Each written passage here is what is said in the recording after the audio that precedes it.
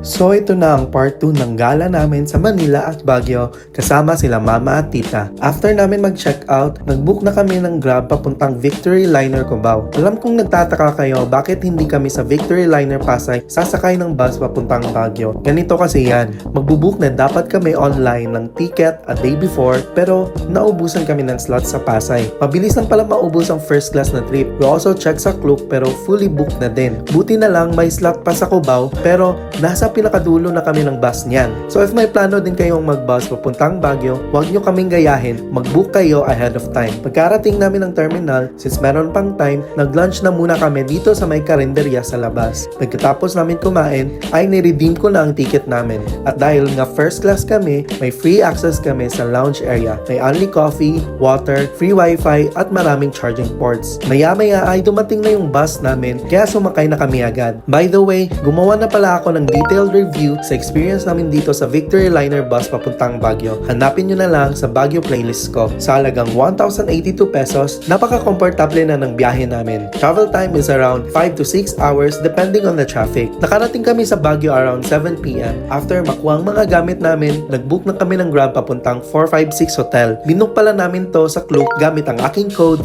Engineer Nick Klook, kaya mas nakalas pa kami. I also made a detailed video about this hotel already. Nasa Baguio playlist ko lang din. Nag-relax muna kami ng slight bago umalis dahil pupunta kami mamaya sa night market. Around 9 p.m, umalis na kami ng hotel. Malamig sa labas pero bearable naman. Good thing na malapit lang yung hotel namin sa Burnham Park. Around 3 to 5 minute walk lang siya, kaso dito ka dadaan sa medyo steep na kalye. Pero kayang-kaya naman ni mama at tita. Lakad lang ng konti at nakarating na kami sa Burnham Park. Grabe, nakakamiss din talaga tong Baguio. Kahit ilang beses na ako pabalik-balik dito, it always feels like the first time. Kung ako nga, masaya dahil nakabalik ng Baguio. How much more sila mama at tita na both first-timers. As usual, sobrang crowded pero hindi mo na kami mamimili ng damit dahil ang goal natin tonight is kumain. Kaya naman, diretso na kami sa food area nila. Madaming choices at lahat mukhang masarap. Unang binili namin is kwek-kwek, dried squid at chicken skin. Tag 50 pesos per cup. Masarap naman pero gutom pa kami. But this time, naghahanap na kami ng rice meal. Sakto at nakita namin tong lutong bahay vegan. Nagbebenta sila ng iba't ibang ulam with rice. Yung binili namin is sisig with pork chop and free sabaw na for only 120